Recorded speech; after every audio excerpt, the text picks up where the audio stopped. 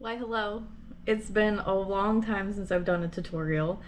And now I want to start on motorcycle gear tutorials, especially since we're hopefully gonna be out of this winter debacle that has happened this year. I swear it's been crazy winter this year, especially where I'm at. Today it's, I think, 5 degrees outside and snow on the ground. So that's interesting. I think we're all just kind of wishing for warmer weather, and right now, since we are, I figured I would do a thing on my saddlebags.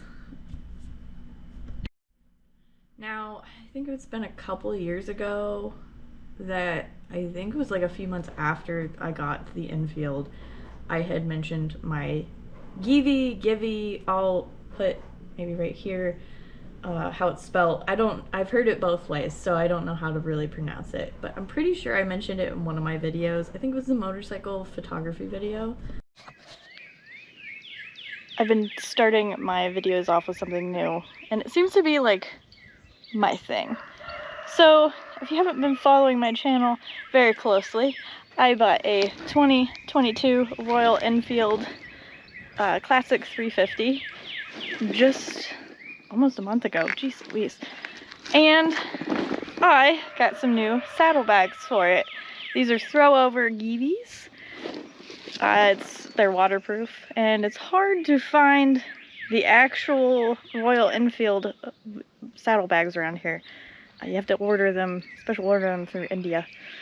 So I figured I would share these because if you not only know, we're going to be going on a motorcycle trip this fall, and today's video involves motorcycle stuff as well, so let's get with that.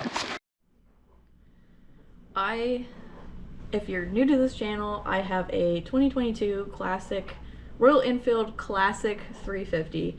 Back in 2023, I had bought it back in March to go on a Great Smokies trip with my then fiance, now husband. We went through 8 states with it. We did highway miles, we did the Blue Ridge, we did the Tail of the Dragon, the Foothills Parkway. We did a lot of really well-known highways with it, or byways, or routes, or whatever the way you want to call it. And we did some motorcycle camping with it as well. Now, when I got the Enfield, knowing that I was going to have the bags to be able to carry not only gear, but also to carry my clothes, to carry, camping gear and photography gear alone, I had to do quite a bit of research. Now, if you have just bought a Royal Enfield Classic, or you've had a Royal Enfield Classic, you're probably doing the same. Especially if you're watching this video, you're probably doing the same. Trying to find bags that work for the Classic, that are not too big, that are just right, but will carry a capacity that you might like. You might commute to work with it, and you want to make sure that you have enough enough room inside for rain jacket, your typical motorcycle gear that you're carrying with you, maybe your jacket, your rain gear, stuff like that, your lunchbox, your coffee mug, or you're like me and want to do trips with your Classic, and you need to make sure that you can haul camping gear and photography gear if you're into that, or some of your clothes. Maybe you're just traveling with it and making sure that you have just enough capacity for that kind of stuff. Now, I will be sharing pictures throughout this and a video that I had already taken of the GIVI, however you want to pronounce it, bags. Like I said, I did my research. GIVI seemed to be at the time, to me, the option to go with, because they were about the right size of bags. And let me tell you, we've been through a great deal of different bags. We had Viking bags on the Yamaha when we, I think it was when we first got the Yamahas, when we got the Viking bags. I got them for his birthday. We traveled with those. I'm not a huge Viking bag fan after those. They were the lock bags, because again, we were traveling with them. We wanted to make sure that our stuff was okay in the bags. but they were just kind of awkward to open. And I had bought a pair of Viking bags for the Suzuki when I owned it, and they never made it on the bike, but I don't think they would have ever made it on the bike because I was just not thrilled with the ones on the Yamaha.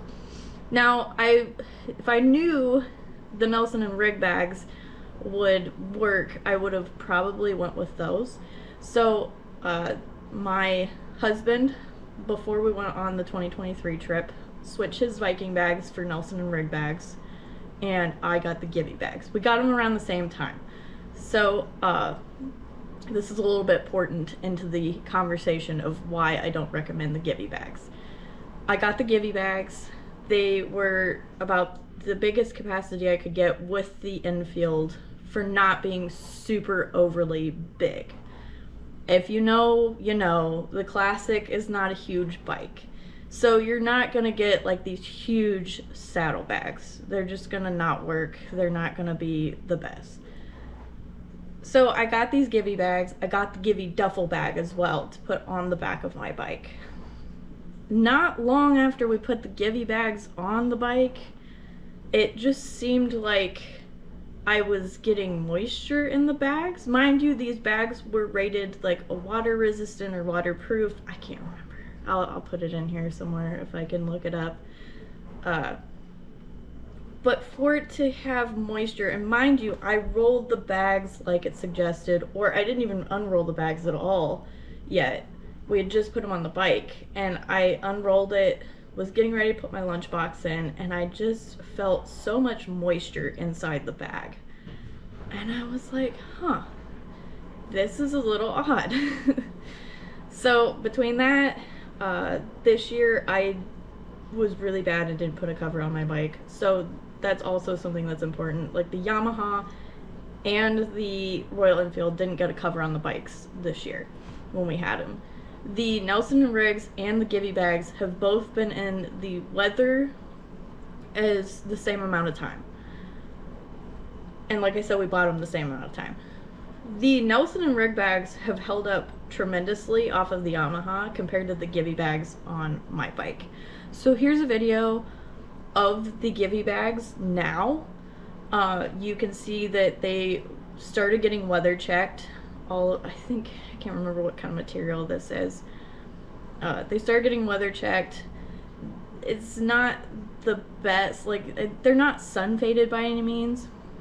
Now, when I unrolled it, it smells like cat pee in there, just because it collects so much moisture on the inside. There could be no moisture on the outside of the bags, but for whatever reason, it has collected so much moisture in the inside.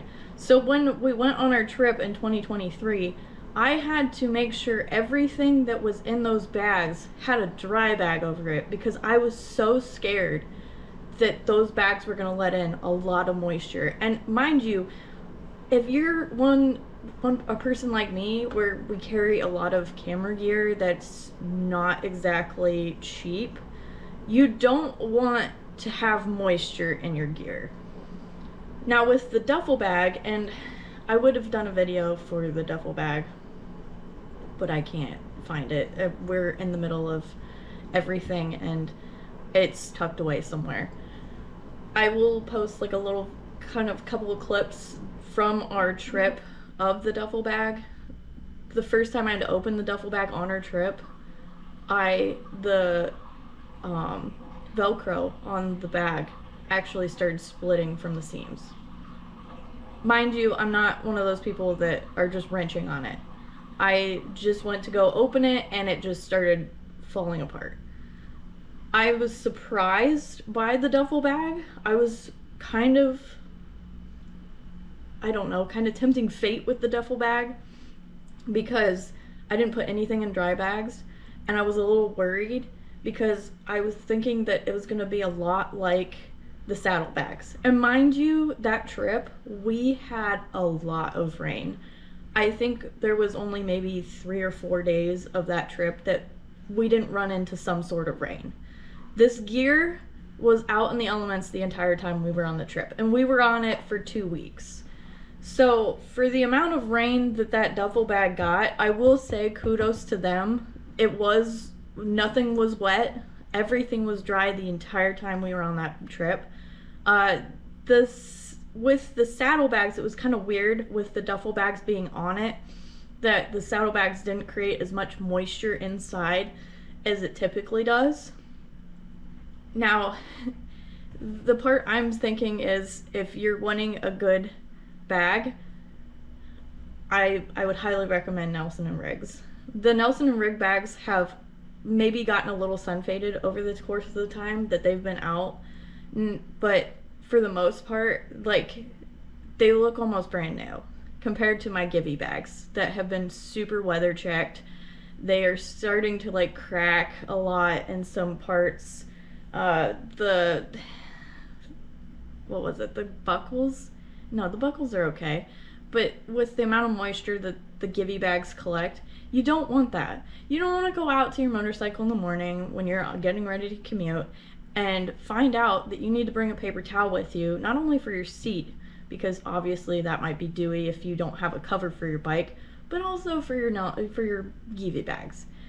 So I know GIVI has been like really sponsored / promoted for the Royal Enfields, even the classics, but kind of be mindful about that situation. I really wanted to post a review on GIVI about my experience with the bags, but they don't have any place to comment or post a review. I might do a Google review. I don't know if that'll work, but I can't find any place. So this is my way of reviewing these GIVI bags, because I haven't been impressed in the least. I'm actually going to be using the old Nelson & Riggs bags from the Yamaha this year, because I'm so tired of the GIVI bags collecting moisture in them and getting a sour smell. Like, it's a cat pee smell almost.